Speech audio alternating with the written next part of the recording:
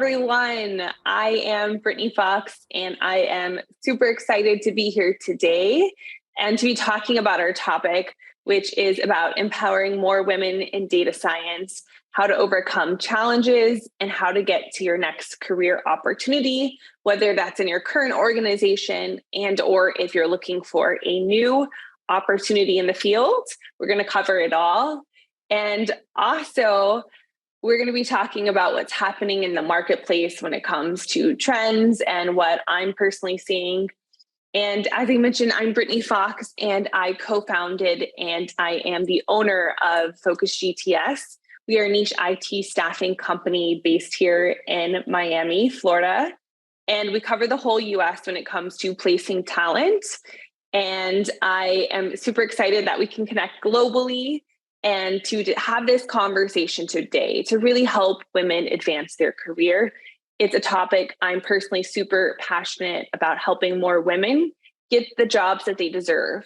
And so we're going to dive right into it today.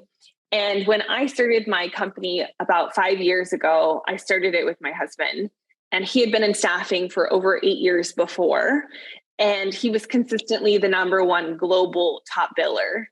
And he always found that working in niche areas of technology is really how we can make a difference as recruiters to be able to help our candidates and our clients to really be that market expertise. And so when we launched Focus GTS, we were looking at what technologies would we focus on. And as I started doing research, of course, AI pops up as one of the top trends of technology for growth. And I'm like, okay, well, you start Googling AI and learning more and more about it. It's a broad field, right? And so, of course, what do you do as a recruiter? You go on LinkedIn, and I start typing in artificial intelligence, AI, who's a director in this space, how can I learn from them? And what kept popping up on my LinkedIn was data science. Over and over, I saw this trend, and I realized that this was a huge opportunity. And I'm personally a very data-driven person. I'm very analytical. So when I realized what a data science can do for business, I knew that this is exactly where I wanted to specialize. So I have been placing data scientists for over 5 years. I have helped many Fortune 500 companies build out their entire data science team. One of our biggest success stories was working with a company that we built out over 45 positions for them and really understand their business and what they're looking to achieve. And one of the first things that we're going to talk about is what's happening in the marketplace when it comes to hiring, what I'm seeing. And of course, I'm based here in the US, but I think there's a lot of trends that are similar across the globe because they know this is a global conversation. And I was speaking actually with one of the C-levels at one of these Fortune 500 companies, and we were talking about the economy and what's happening. And obviously, we're seeing a lot of layoffs across the field in the space, right, from the big tech companies. And the conversation I had with him was the companies that cut back on their data initiatives are really going to suffer and might not even be around because they have now seen the value of data so much that the C-level is fully on board. The CEO is very excited about what is happening and the opportunities and the problems that the data scientist and the team are being able to solve and to generate revenue, which I know is why a lot of people get into data science, is because you want to solve complex problems. So being able to solve these problems and add more value to the organizations is really where it's at. And so the companies that are cutting back on these initiatives, we believe are going to suffer. And also doesn't mean that they're not going to, because sometimes with budget cuts, you have to. But always in a down economy, if that's where we're headed, nobody really knows, right? If that's where we're headed, I am a firm believer that there's always so much opportunity in the space as well, because think about this. I read an article. The big tech companies like Google and Facebook, they're laying off really great talent. So that's a huge opportunity for other companies that are still thriving financially to be able to swoop up top talent. And maybe that's you, top talent. So don't be discouraged. There's a lot of opportunity out there for data scientists in the field. So today I want to give you some tangible advice, some practical tips of what you can do to stand out, because we've seen it be a very candidate driven market, and it's slowly switching to more of a client driven market where the clients are more in control, the company, the organizations that are doing the hiring because they have more candidates to choose from. So how can you stand out as a data scientist and ensure that you get the next opportunity that you're looking for? So I just want to start out with a little bit of information of what's happening. And the first thing I want to talk about is how more than ever, more women are pursuing degrees in data science. And I'm just going to read a statistic here that says, according to the National Center for Women and Information Technology, women earned 42% of all undergraduate degrees in statistics in 2018. And that's up from 28% in 2010. So while we still have a lot of work to do, there is a lot of progress being made in the field, which is exciting to see how women are entering the field. And we all know how important having a diverse team is, especially in data science when you're dealing with data, because we hear it all the time. The data is only as good as clean as it is, right? And with a lot of teams, the more diverse, the less opportunity there is for bias to come into the data. And so companies are realizing this, the importance of the diverse team in data science. So getting more women in these positions are a big initiative for companies, which is exciting to see. And women are advancing in leadership as well within the field. And according actually to WIDS, 24% of data science leadership roles are held by women. While this may not seem like a huge number, it is progress. And I hope after this conversation today, we can help even more women get into those leadership roles. And one thing that is exciting to see too is women are performing more professional networking groups. We have organizations like WIDS. I know here locally, we have a ton of meetup groups that are specifically for women in technology. We, of course, have organizations like Girls Who Code, Girls in Tech, Black Girls Who Code. There's so many fantastic organizations that are promoting women. So I encourage you, and it's going to be part of our conversation today, is to get involved in these organizations, how you can both make an impact and learn from these different organizations. So it's exciting to see what's happening in the field with women, how we are advancing. So let's continue. And I truly believe as women unite, we are much stronger together and incredible things happen. So with that, so that's a little bit about what's happening in the marketplace, what I'm seeing, how women are advancing, and how we can continue to grow. There is that opportunity for us to continue to grow and advance. So that's what we're going to dive into next. So I want to talk about strategies for your next data science job, which is what I do all day, every single day. So I'm super excited to have this conversation right now. And what I want to start off with, and how the conversation is, before you ever get to the interview stage, you have to have the opportunity to be interviewed, right? And so where this really starts is, and even before, I encourage you, if you're not looking for an opportunity, it really is going to be about those relationships that you have, which we're going to talk a lot about today. But the first thing you always want to do is to have a strong LinkedIn profile. If you don't have LinkedIn, it's really where it's at. I believe this is a global thing, that this is the number one platform of where you're going to find your next job and opportunity. So I'm going to have my LinkedIn pulled up here during this conversation so I can make sure to cover all these topics. So feel free to look me up on LinkedIn. It's Brittany Fox at Focus GTS.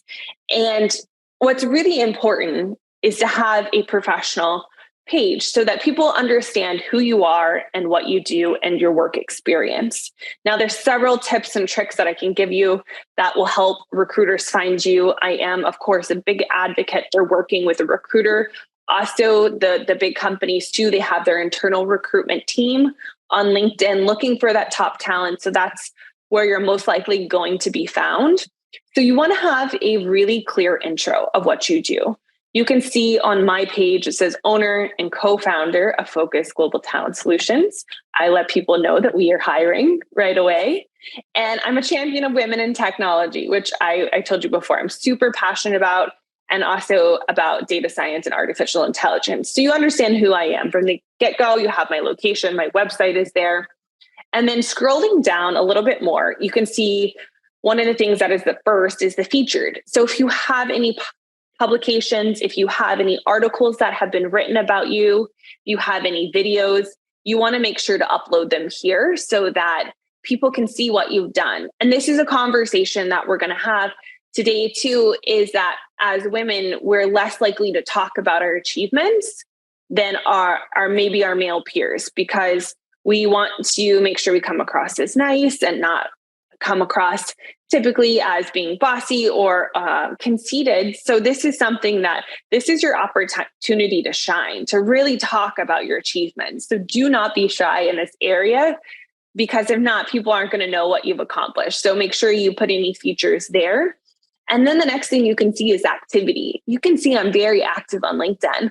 I'm posting articles, I'm commenting, I'm liking. And this is really important so that people can see that you're an expert in your field.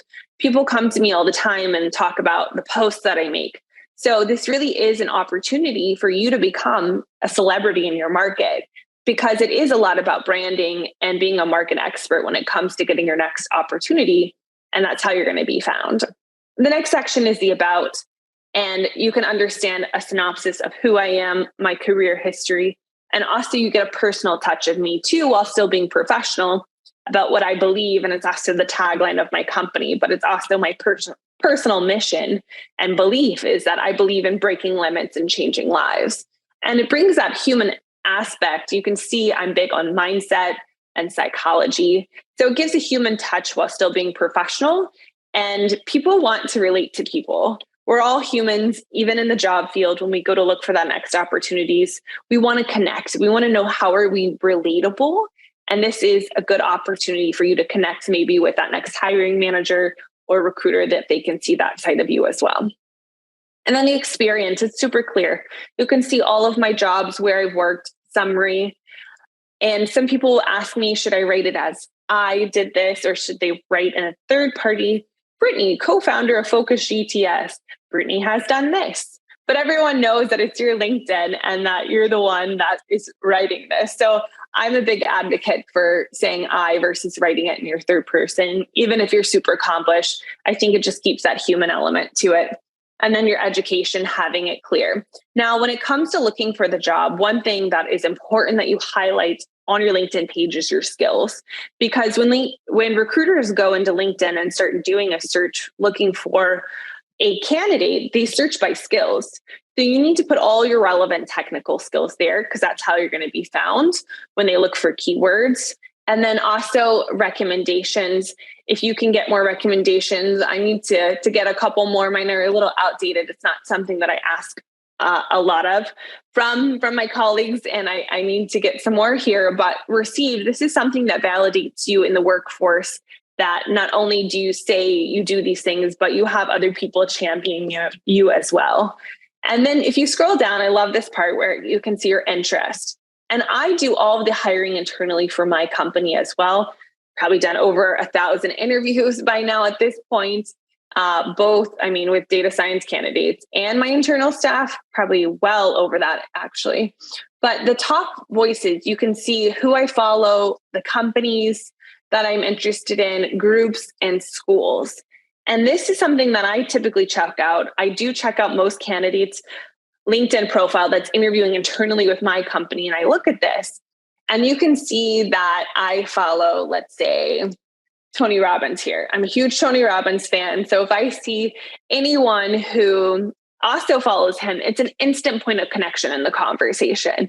And that really is a good opportunity for you to connect with other people as well, is by checking to see and scrolling their LinkedIn. And we're going to talk about that during the interview conversation. After you've got your great LinkedIn profile, you're rocking it, you're getting opportunities, the resume is going to be key for the interview process. Now, this is also super fascinating to me, because I would love to see a change in the resume, because this is something we've used since the beginning of the interview process, but it doesn't always showcase who is the best for the job. It really is once you get to the interview. But in the meantime, while we're still using the traditional written resume, this is something you want to make sure is really strong. And you want to be able to list a summary under each role of your accomplishments. Now, this is my biggest tip for you as a data scientist is of course, you're going to have your technical skills listed, but what you really want to highlight and something that is consistently asked of me to find in a candidate is a data scientist who not only understands the technical side, but understands the business problem and can understand what they're doing and not just put in and build the models, but they understand the business value and the ROI that it's going to bring to the organization. So you want to highlight this on your resume. So you want to talk about, okay, this is a project I did. This is how it was implemented. This was the impact on the business. That is my biggest advice to you on your resume is to make sure that you're highlighting that. It's the number one request that I get from hiring managers. And also, once we get to the interview phase, you're going to want to talk about this, which we're going to get into in just a second. But be prepared to talk about what you've accomplished through building your different models and the problems that you've solved in the organization. And with the resume, the thing that is really most impactful is that you can be concise and highlight your accomplishments. 2 pages is really all I would ever recommend. There is a ton of advice out there. I don't want to spend too much time, but do your research as you do as data scientists and make sure that you have a really clean resume because this is your opportunity. It's your first impression typically to the hiring manager. Maybe you get the opportunity to talk to a recruiter like myself and or the internal HR, but the hiring manager, that's the first thing that they're going to see. So let's get that polished. Let's get it ready to go. Feel free to send it to me on LinkedIn. I'm happy to help if I can. I get a lot of requests for resumes and it's not a service or anything that we offer, but I'm always happy to help as much as I can when it comes to the resume. And typically a recruiter and or your HR person is looking at hundreds of resumes a day and that they only look at it for 6 seconds on average. So you got 6 seconds to grab an attention there. So you want to make sure that it's stand out and it's clean. So let's talk about the interview process. So you've been found on LinkedIn or maybe another job board or wherever the source came from. You've got the resume, it's strong, and always bring copies of your resume to the interview, which is what we're going to talk about now. So when you get to the interview phase, this is super critical that you really understand the organization and the position that you're interviewing for. And I can't tell you how many times I've interviewed people for my company internally and also feedback I've gotten from hiring managers that have interviewed data scientists. And they ask them the question, what do you know about our company or organization? What's making you excited about this position and our company? And the candidate says something like, oh, I'm just super interested in getting my next job, or maybe they just make like a high level summary and you can tell that they didn't do their research on the organizations. So that's super critical that you understand the organization before you ever walk into the interview. Do your homework, understand who you're meeting with, and don't be shy to ask the recruiter and or the HR person, who will I be meeting with? Look them up on LinkedIn, know who, and you can do exactly what I just walked through on LinkedIn. Look at who they follow, be able to have that personal conversation, because we are typically more likely to hire someone that we relate to and that we connect with. Even if we believe that they can do the job, sometimes, unfortunately, candidates will get passed because they were not able to connect with the people that they were interviewing with. And maybe they don't see it as a culture fit or other reasons that pop up, but this will be to your advantage if you can connect with the hiring manager, with whoever is interviewing you, and building that personal relationship. I always like to advise my candidates to start off the interview process when they get there is typically they'll run you through how they're going to do the interview and they'll say, do you have any questions before you get going? I love for my candidates to ask, and I love it when someone asks me this when I'm interviewing them, is can you tell me a little bit about your ideal candidate for this role? What would really make a candidate stand out in this position?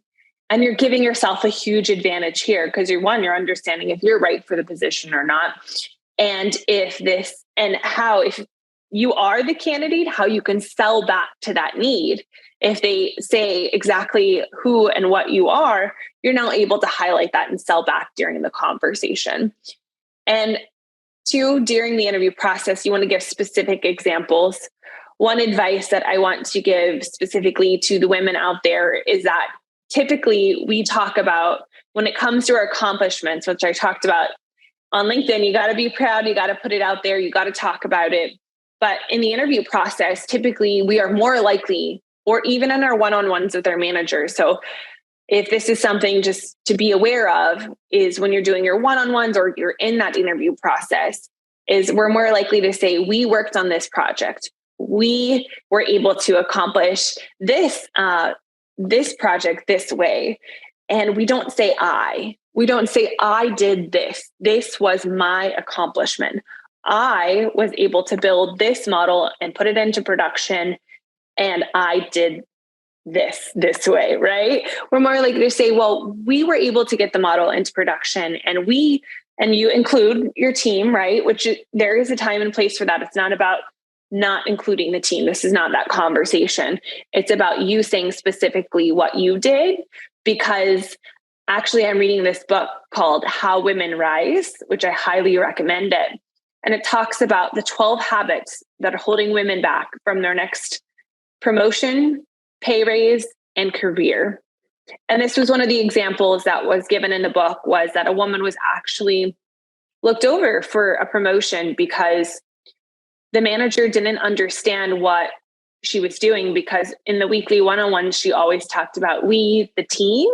And so he didn't know if she was capable of going to the next level in her career because she hadn't been talking about herself specifically. So ladies, let's get out there. Let's talk about I, because no one else, as I mentioned before, is going to speak up for you, especially in an interview and or when you're looking to have those one-on-one conversations with your managers.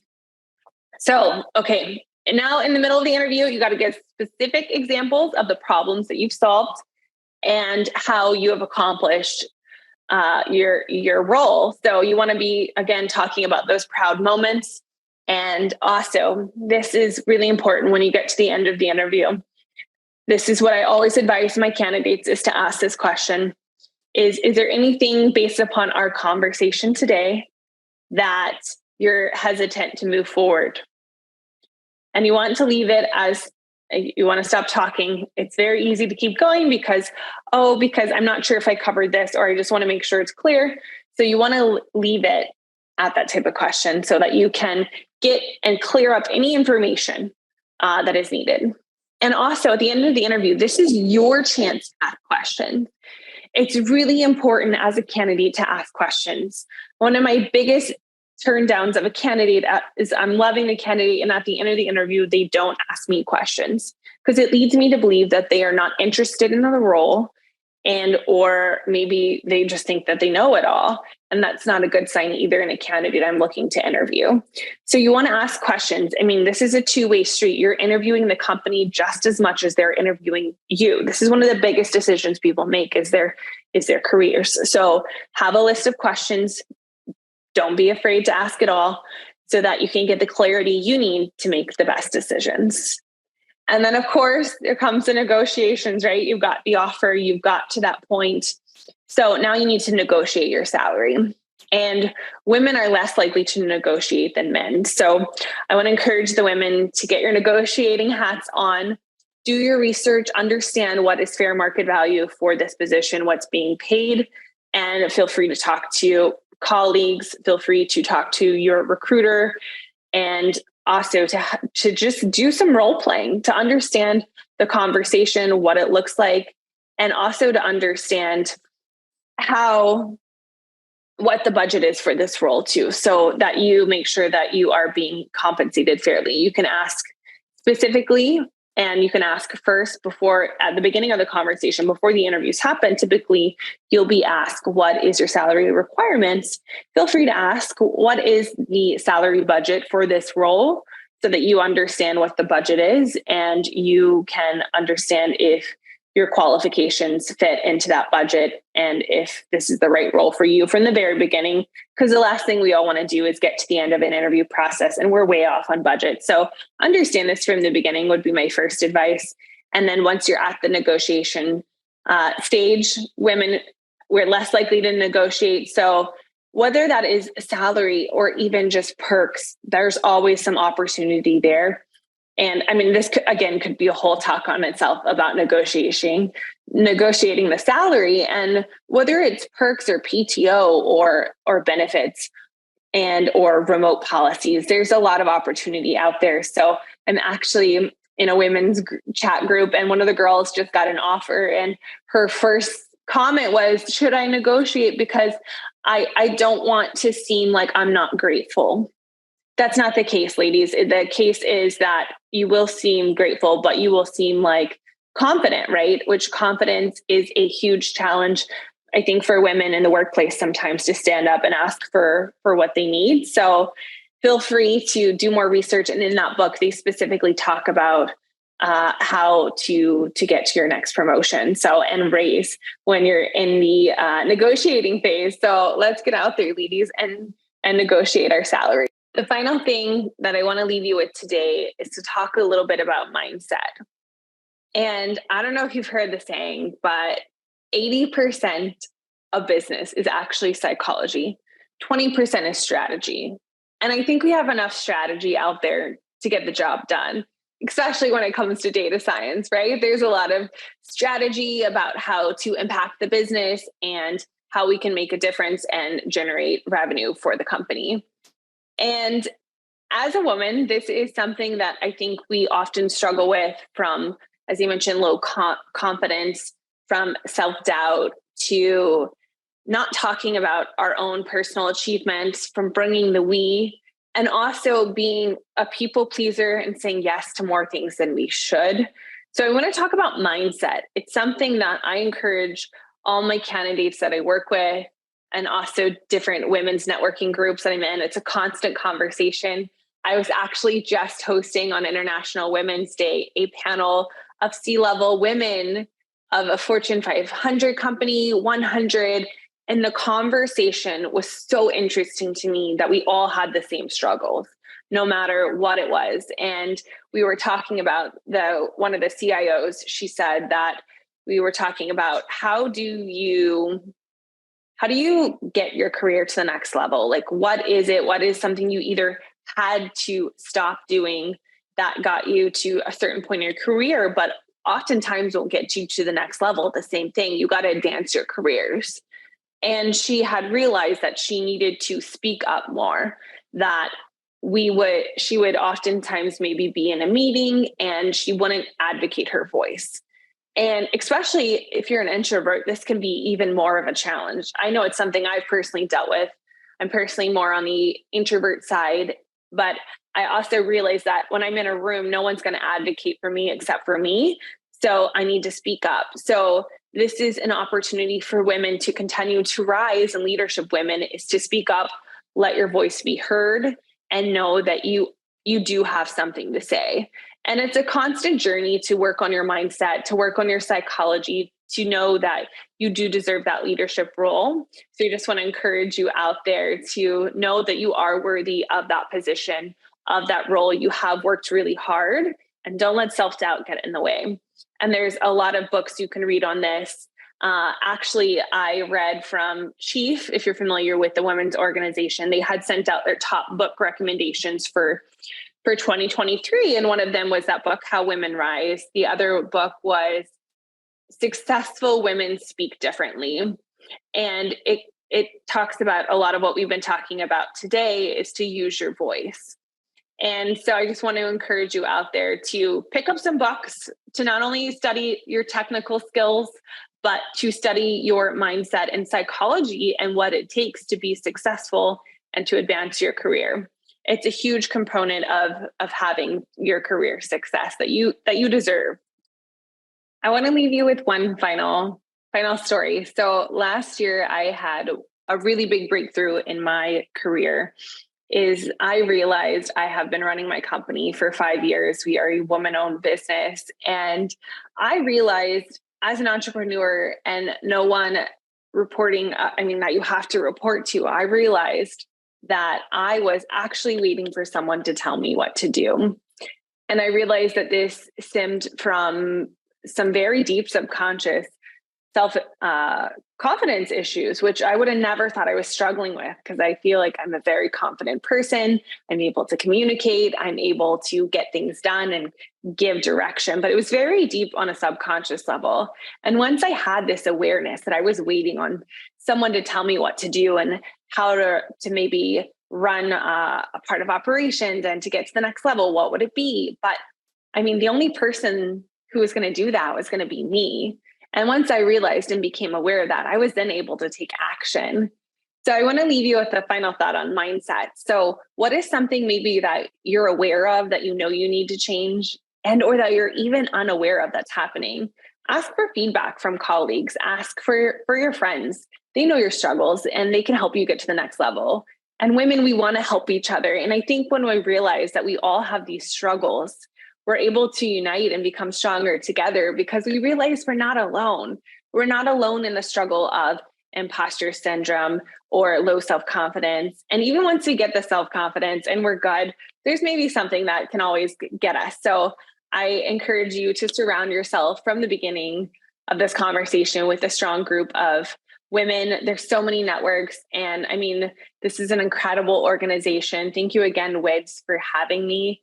And feel free to connect with me on LinkedIn. I love to hear your feedback on this talk today, or if there's something you want to learn more about, I'm happy to see how we can connect and help each other. So have a great event, and thank you everyone for having me.